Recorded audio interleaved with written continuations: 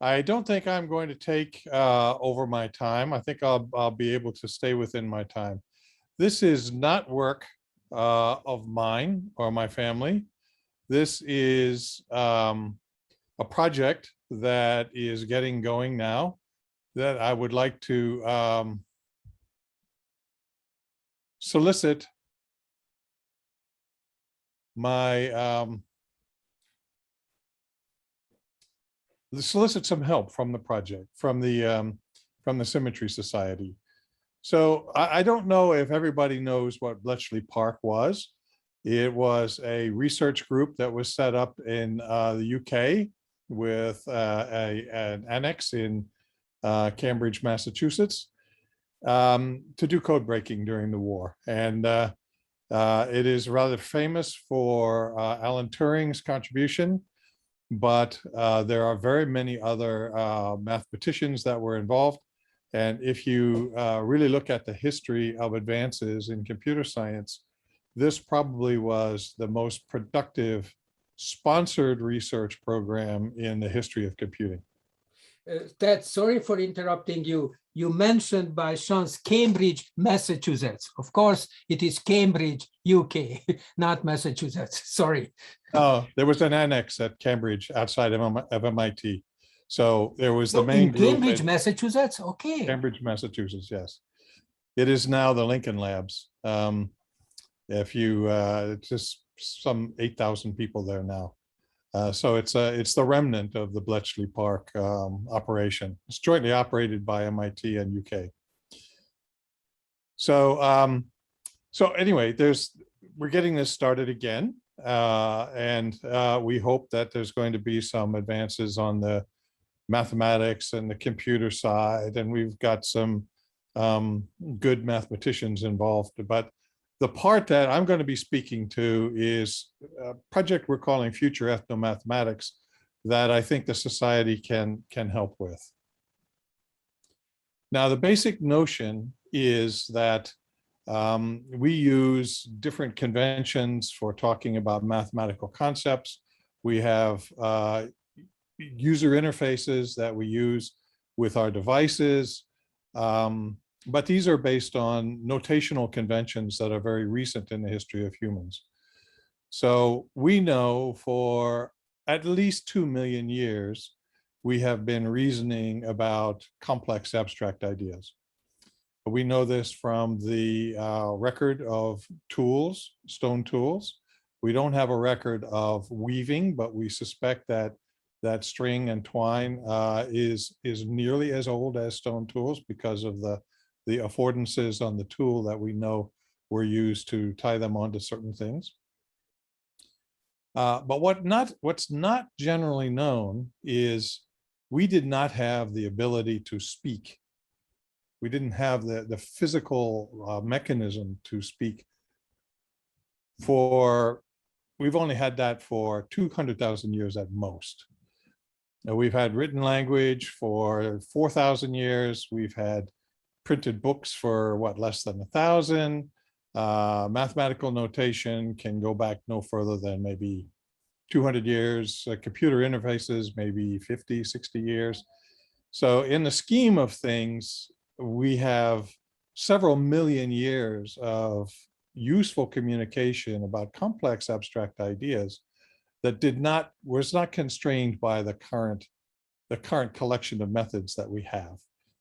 So our speculation is that if we were going to design computer interfaces and notations and whatever it is that replaces books for the future, it would be wise for us to look at the methods we used to express and communicate and reason about complex abstractions. So I'm calling this future ethnomathematics because the notion is that ethnomathematics is the study of abstract reasoning for pre-literate societies. And we're hoping that that can inform us in terms of where we go into the future. So this is a project. We have some money to start. We have some other money that will probably be coming along.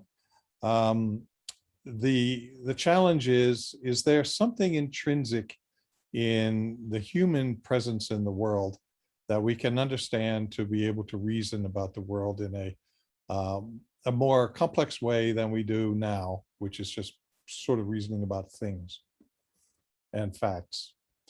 Now, most of this presentation is about a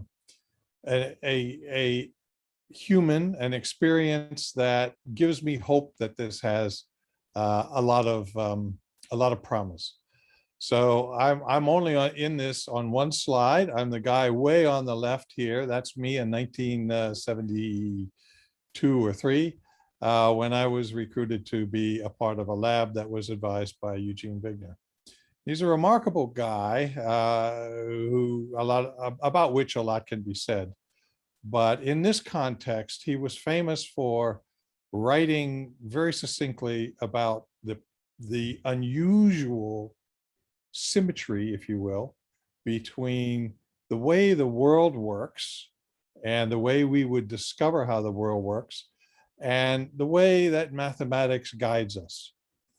And his speculation was that there is a correspondence. If you study certain mathematical trends and methods, they seem to align with the mechanics of the universe. If you do it the other way around, which the Katachi Society, for instance, does, to observe the order in the universe, it can tell you certain things about mathematics.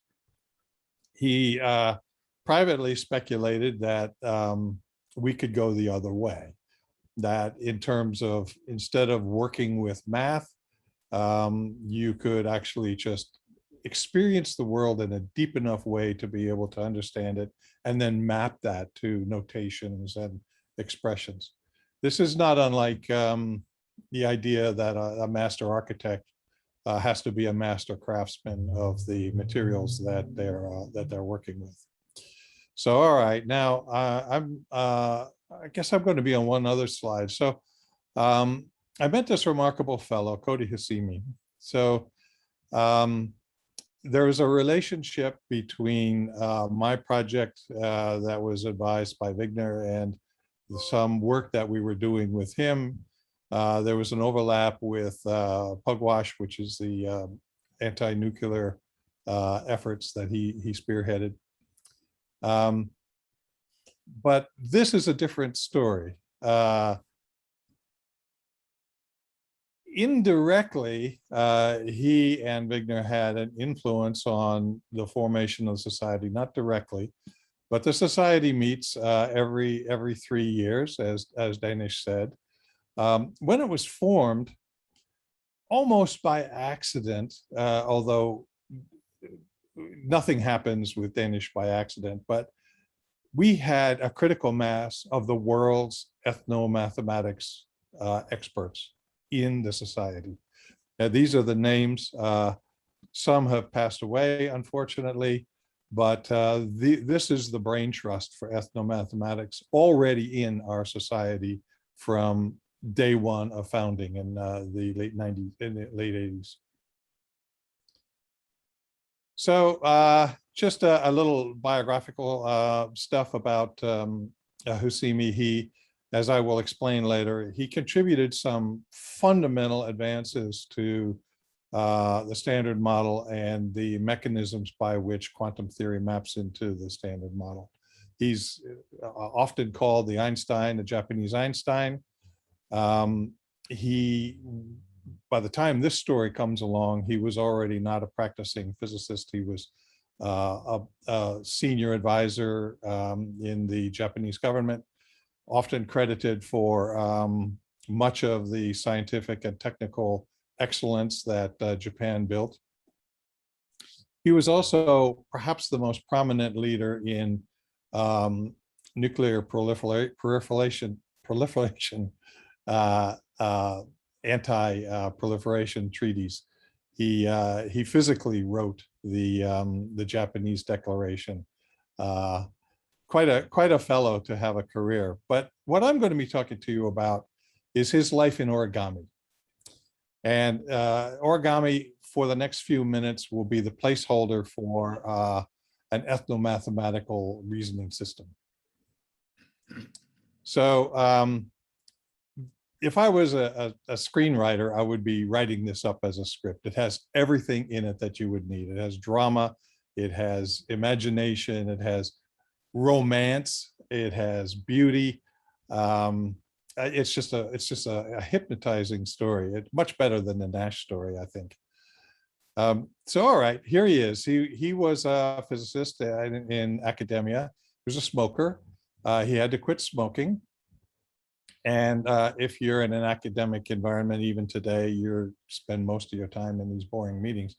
And so a colleague taught him origami just to keep his hands busy so that he would have something to do while he was sitting there.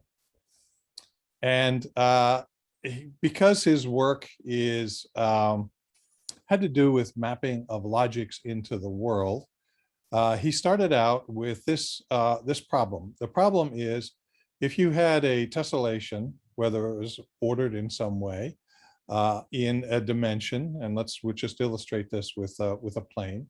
If you had a tessellation and you had a polytope, and here it would be a three-dimensional polytope, what's the relationship between the geometry of the tiling and the geometry of the polytope and the labeling on the faces of the polytope, whereby if you move the polytope where the face of the polytope matches the tile in shape and location, you can form logical statements, right? If the polytope is a logical writer.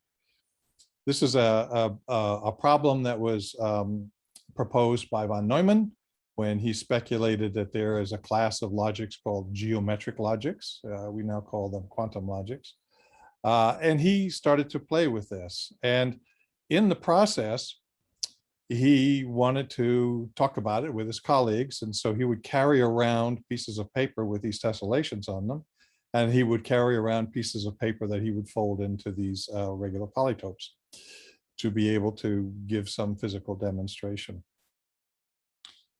So in this rough analogy, the plane is the world, the polytope is the notational, the mathematical, if you will, ordered thing that writes on the world.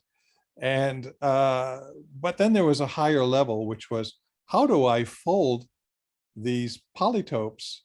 How do I make them out of paper in such a way that they're clever? So he sort of moved from the relationship between 1 and 2 to the relationship between 2 and 3. And this was related to his professional work, which is addressed some really tough problems in quantum physics. So as it turns out, if you move one of these 3D objects on a 2D space, you form, all the possibilities form a tree, a graph. And there's a question that was in mathematical logic, a well-known question at the time, which was, well, what happens if you don't advance? What happens if you actually roll back and you've got a different operator, but on the same space? So your graph has one of these sort of loops on it. It goes forward, but it also goes back. This is called today in practice, it's called a Husimi graph, sometimes a cactus graph. And it is a foundation of modern graph theory. It's widely used for one of the reasoning processes where you deal with open world issues that are typical for quantum mechanics. So that was a sort of an initial step in how origami and symmetry kind of informed him. This is just to note that von Neumann was von Neumann's initial speculation.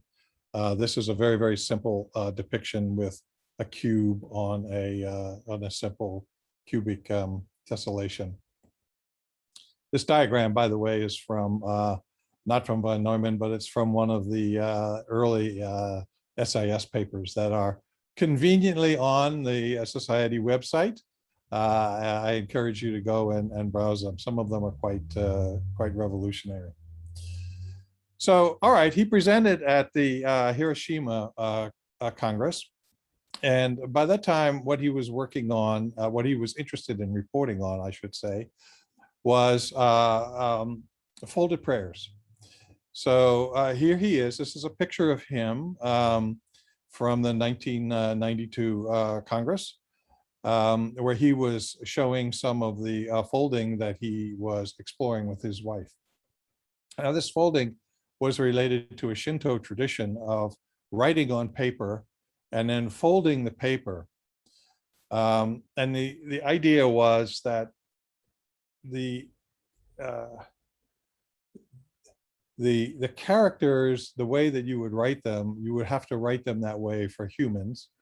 But if you folded them, they would combine in certain combinations to be more satisfactory for the spirits to whom you were writing these. And so the nature of writing and the nature of expression, the nature of logic, the nature of prayer, and the nature of folding were kind of all combined in this notion. Just incidentally, I will say that at the 2001 Congress, Ryuji Takaki presented his results that as a study of all the characters that were representing nouns tend to have strong verticals. Those that were expressing vowels and processes, statistically speaking, were horizontal. And so he made some speculation about the nature of these combined characters as they were folded. But that's off topic. So what he was doing was he was working on initially 5-folded symmetry, 7, 9, and the mechanics of getting to these higher symmetries without compass and paper, with rulers and measurements and stuff like that, by actually doing the computation in the folds. And that led him to these are diagrams from the book that I'm going to show you that he and his wife published. But this migrated off to a notion of alternative starting points for cranes, origami cranes. So this also is, I should say, this is not a quote from him, but this is a quote that he pointed me to around the 90s. And it is, I can take it as a bit of a slogan for our future ethnomathematics project, if you will. So this is one of the early experiments that he did. This is a regular parallelogram. Instead of a square paper, as you know, origami always traditionally has to start with a square piece of paper, but this was starting with a rhomboid. And how would that affect the nature of the resulting crane? But he and his wife, this was a romantic dual exploration. This was him working at home after hours with his wife, exploring the what the paper told him at the same time that he was cogitating around these difficult problems in probabilistic expressions in quantum mechanics. So here is an animation from probably the thing that he was the most proud of, at least he said so in his book. This is a special form of paper. You fold the paper in this way to get these horizontal lines. You transfer the lines down to the bottom. You draw across them, and then you remove the top triangles, and you end up, this is your starting piece of paper. And you can do a variety of 7, 9, any number of primes, easy primes, to be able to come up with these different shapes. And then this is the mechanism by which he folded. This is literally a page from the book. Now, here's the interesting thing. He produced something called the Husimi Q representation, which I will not describe, but it is a very clever mapping between the standard model and what I'm going to call quantum geometry and logic, which is the basis of this Bletchley Park thing, both the original one and the next generation one.